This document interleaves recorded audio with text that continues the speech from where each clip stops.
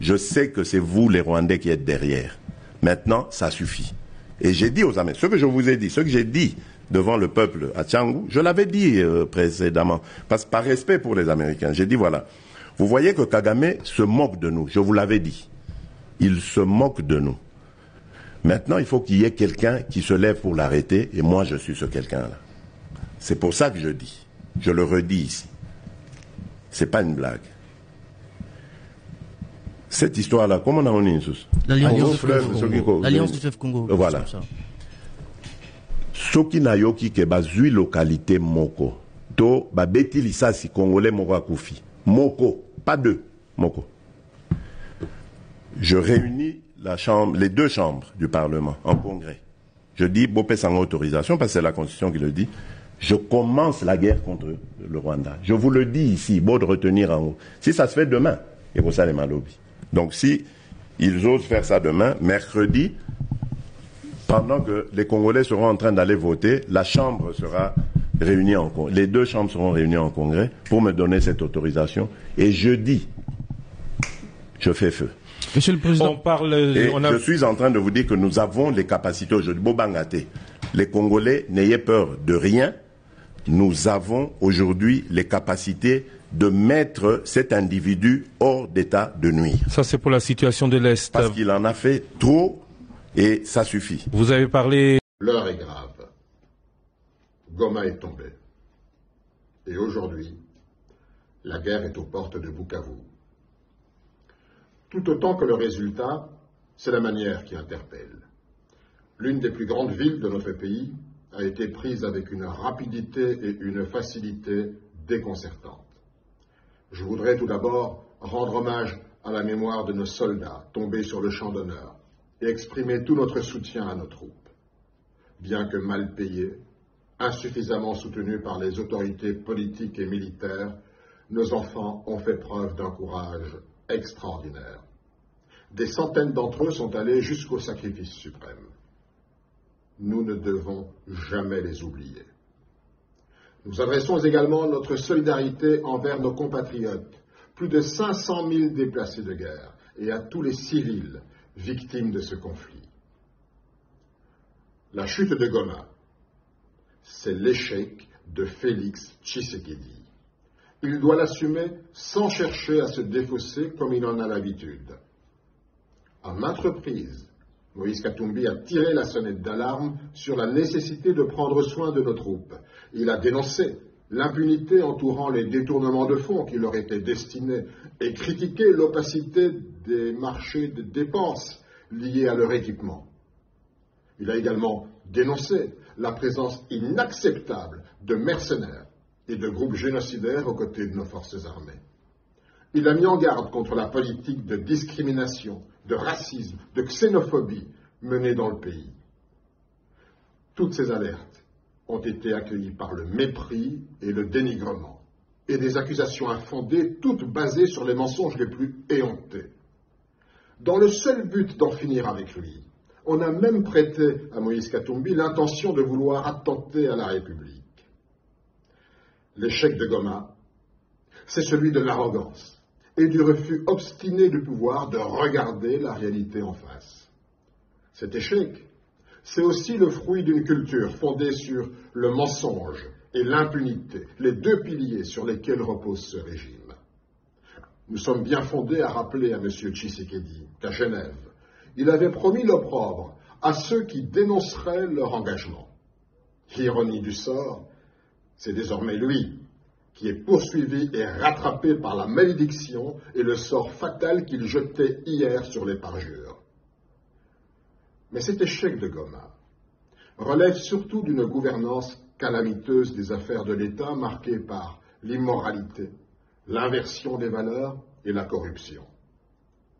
Les institutions de l'État, censées servir l'intérêt public, ont été pervertis et détournés de leur rôle et fonctions afin de servir des intérêts bassement personnels.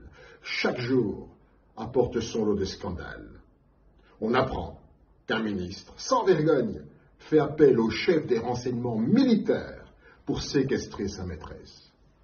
Le même chef des renseignements militaires délaisse sa mission pour passer tout son temps à traquer les hommes politiques, les arrêter, les torturer, au lieu de mettre toute son énergie à recueillir des renseignements sur l'ennemi.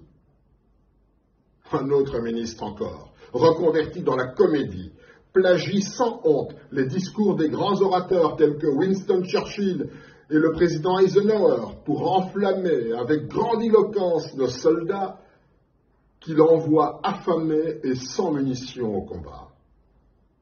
Pendant ce temps, un autre, sous l'emprise certainement de stupéfiants, se plaît à dispenser les peines de mort comme on distribue des bons points et annonce avec un air bravache que le Rwanda deviendra bientôt la 27e province du Congo.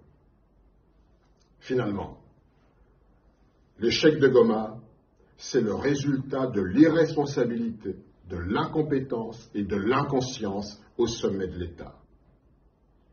Au cours des dernières semaines, tous les Congolais ont constaté avec consternation que chaque fois que nos localités étaient frappées par des tragédies, c'était presque inévitablement lors des voyages coûteux, sans but et sans impact que le chef de l'État effectuait à l'étranger. Voyages assortis d'apparitions indécentes lors de célébrations aussi futiles en temps de guerre que des manifestations sportives.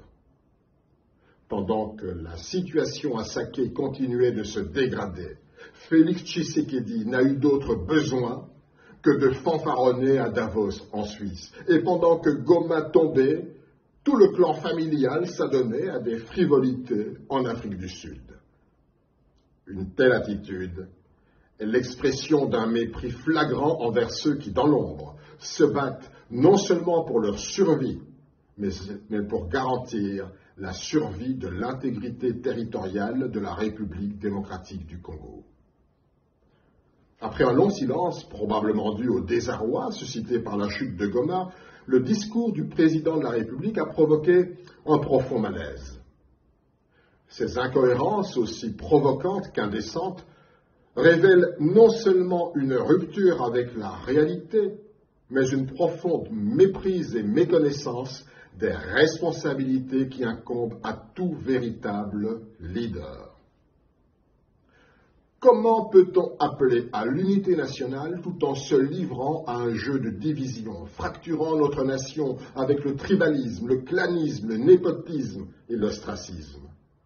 Où sont donc les actes concrets qui devraient favoriser l'apaisement, la réconciliation et l'unité nationale? Comment peut-on rendre hommage à nos troupes, malheureux soldats payés à peine $100, et encore, si la solde daigne arriver, tout en recrutant des mercenaires pour $10 000 par mois, et en laissant impunément ses collaborateurs s'enrichir en faisant de la guerre leur business? Comment parler d'efforts financiers à nos concitoyens sans leur expliquer où sont passés les milliards de dollars américains dépensés dans la guerre alors que nos enfants ont été abandonnés dans les collines du Kivu, sans tenue réglementaire, sans bottines et sans rations? Comment peut-on exiger de notre jeunesse qu'elle se sacrifie, qu'elle s'enrôle dans une armée sinistrée, alors que depuis 2019 et une promesse fallacieuse d'amélioration, rien n'a été fait? Comment oser appeler au respect des principes du droit du haut de la tribune des Nations Unies tout en piétinant ces mêmes principes dans notre Congo, réprimant l'opposition avec brutalité, bafouant la Constitution, menaçant les activistes et réduisant au silence des journalistes épris de vérité? Comment peut-on demander la solidarité internationale d'un côté et mettre le feu aux ambassades de nos partenaires à Kinshasa de l'autre?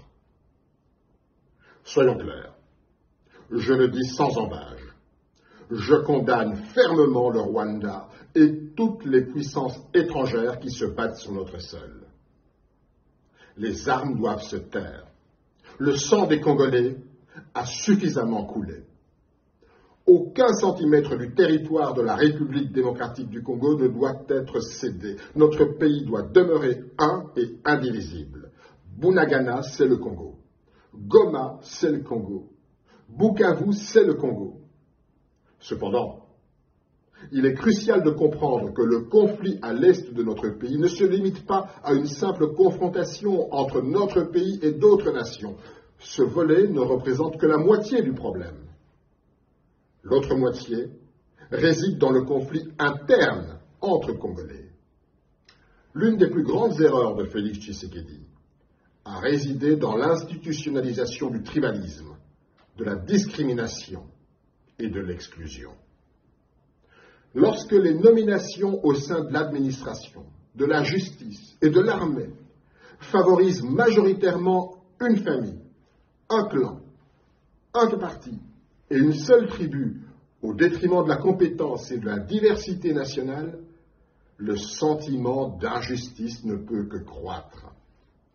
Lorsque l'expression d'une opinion devient un prétexte d'arrestation et d'emprisonnement, le vivre ensemble ne fait que reculer. Lorsque la corruption gangrène toutes les institutions jusqu'à la justice elle-même, l'État succombe pour faire place à la mafia et aux triades. Nous nous trouvons aujourd'hui à un carrefour crucial pour l'avenir de notre pays. Dès lors que Félix Tshisekedi s'enlise dans sa logique de guerre, recourant aux mercenaires et aux FDLR, qu'il s'obstine à modifier la Constitution dans le seul but de conserver le pouvoir et de poursuivre avec une avidité démesurée le pillage de notre pays, qu'il bâillonne la presse libre et qu'il coupe même le signal des chaînes internationales pour étouffer toute voix critique, qu'il rétablit la peine de mort afin d'imposer un règne par la terreur, qu'il arrête ses opposants ou les condamne à l'exil, qu'il use du chantage de la rue contre les puissances occidentales sans en comprendre les graves conséquences qui ont conduit à des pillages, à des actes de vandalisme et à des incendies, et qu'il refuse de négocier tant avec les oppositions armées que pacifiques, il anéantit toute possibilité de trouver une issue constructive à la crise. Déconnecté de la réalité, Félix Tshisekedi est un pyromane encerclé par les flammes. Il sape les processus de paix initiés à Luanda et à Nairobi. Il rend chaque jour un peu plus lointaines les perspectives de réconciliation et de paix. En s'entêtant dans cette voie, il conduit implacablement le pays vers sa destruction, à l'image du Soudan ou de Haïti. Incapable de reconnaître ses erreurs, il ne fait plus partie de la solution. Il est devenu le problème lui-même et doit sans équivoque se retirer pour laisser place à une véritable dynamique de changement. En ces temps critiques pour notre nation,